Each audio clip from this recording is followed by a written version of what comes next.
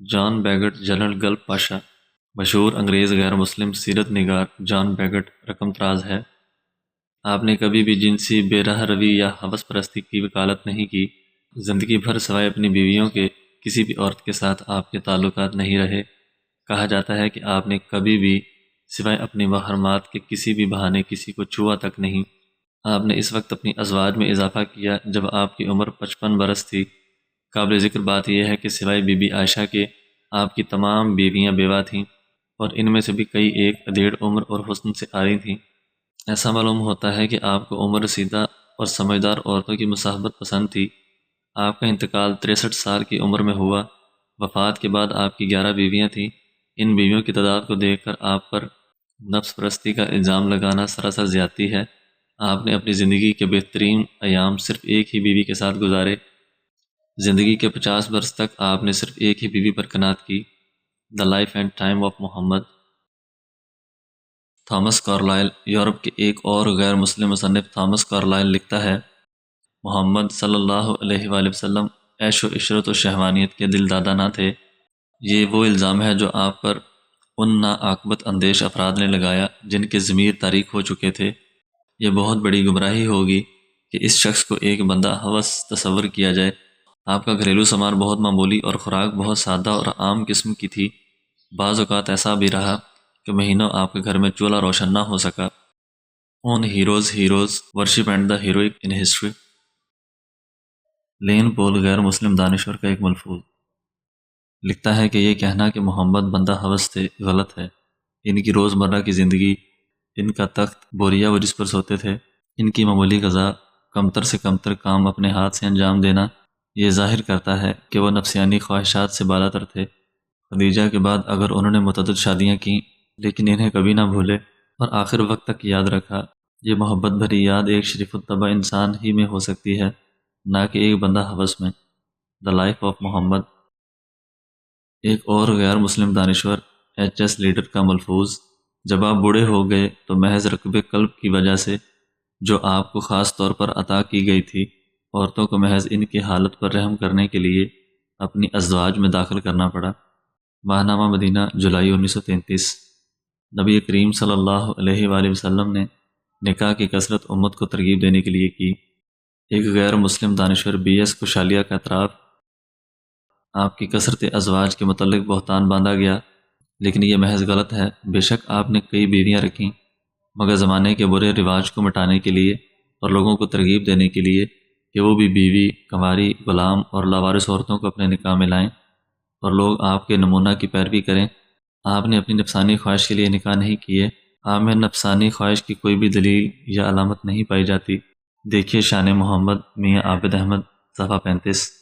الغرض رسول اللہ صلی اللہ علیہ وآلہ وسلم کے دل میں خصوصی طور پر نکاح کی رغبت ڈالی گئی تاکہ آپ کی امت دنیا سے بے رغبتی والی آپ کی سنت کے اتباع کے شوق میں عورتوں کو بھی دنیا کی باقیہ مرغوبات پر قیاس کر کے نکاح کے معاملے میں غایت درجہ کی قناعت کا مظاہرہ اور بقدر ضرورت پر اکتفا کا ثواب سمجھنا شروع نہ کر دیں۔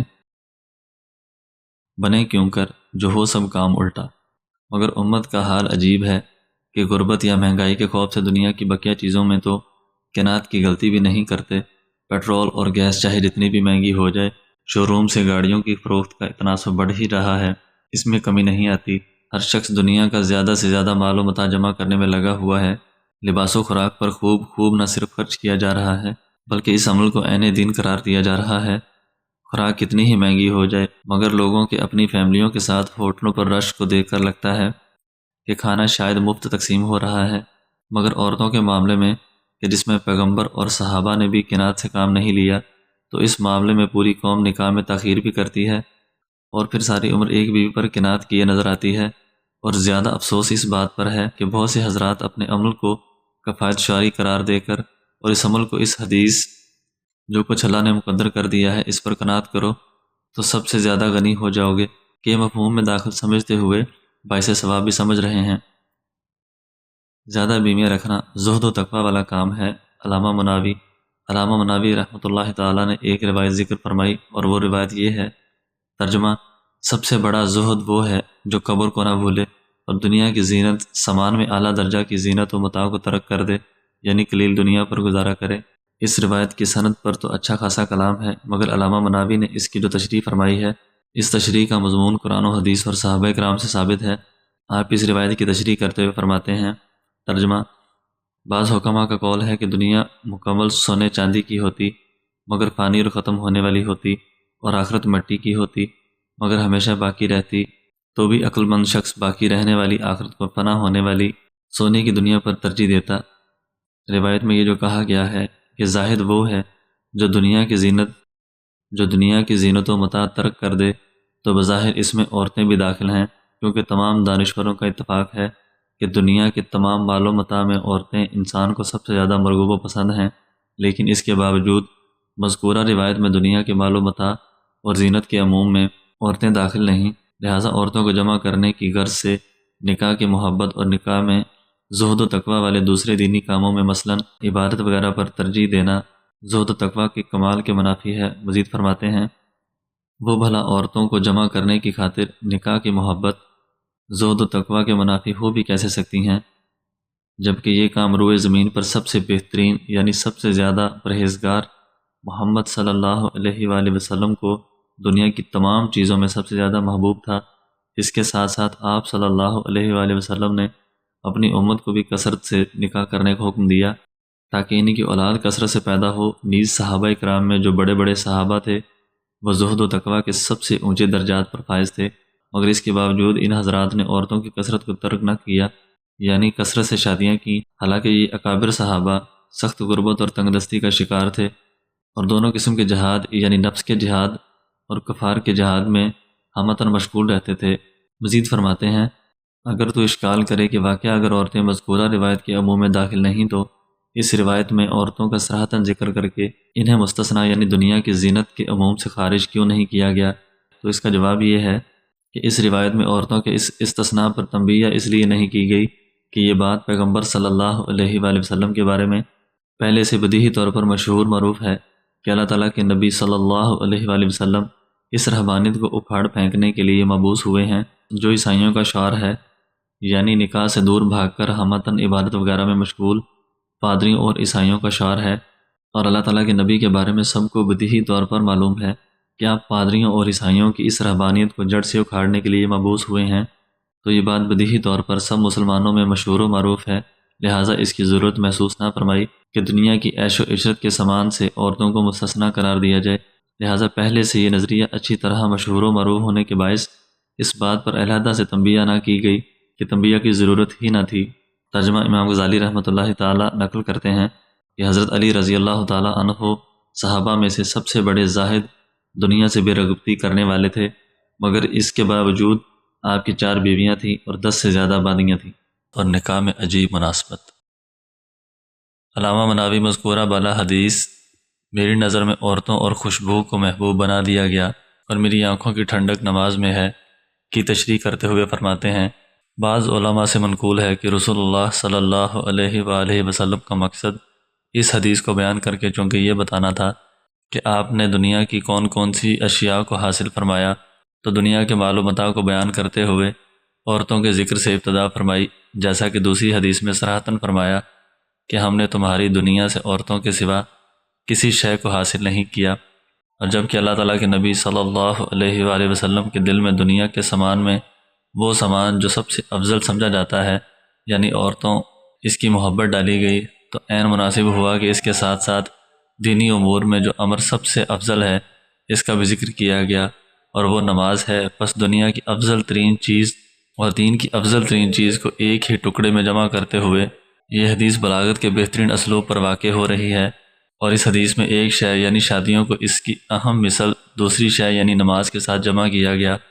ترجمہ، اس حدیث میں دنیا کے سامان کا تذکرہ کرتے ہوئے سب سے پہلے عورتوں کا ذکر فرمایا، اس لیے کہ عورتیں یعنی پیغمبر کی ازواج شرعی مسائل کی اشاعت کا بڑا ذریعہ بنی ہیں، اور اس لیے بھی کہ عورتیں مسلمانوں کی آبادی بڑھانے کا سبب بنتی ہیں۔ اس کے بعد خوشبو کا ذکر فرمایا، چونکہ خوشبو بیوی سے جماع پر ابھارنے کا سب سے بڑا سبب ہے، اور جماع کی کثرت اسلام میں تناسل یعنی شرع پیدائش بڑھانے کا ذریعہ ہے۔ اس کے ساتھ ساتھ خوشبو بذات خود بھی ایک عمدہ چیز ہے۔ ترجمہ فرماتے ہیں، پس جب آپ صلی اللہ علیہ وآلہ وسلم کے دل میں عورتوں کی اور نکاح کی کثرت کی محبت ڈالی گئی تاکہ آپ کی ازواج امت تک وہ مسائل پہنچائیں کہ مرد جن مسائل کے تذکرے سے حیا محسوس کرتے ہیں، اور تاکہ آپ کی امت آپ کے نکاح کی کثرت کو دیکھ کر اس عمل پر حریص ہو اور اس کے نتیجے میں مسلمانوں کی آبادی کثرت سے بڑھے، اور پیغمبر صلی اللہ علیہ وآلہ وسلم ان کی کثرت کے ذریعے بروز قیامت دوسری امتوں پر فخر کر سکیں گے۔ ترجمہ: امام جلال الدین سیوطی رحمۃ اللہ تعالیٰ فرماتے ہیں کہ عورتیں اور خوشبو بظاہر دنیا کا سامان ہیں، مگر در حقیقت یہ دونوں چیزیں دین سے تعلق رکھتی ہیں۔ نبی کریم صلی اللہ علیہ وآلہ وسلم نے کھانے پینے میں قناعت کی، نکاح میں نہیں۔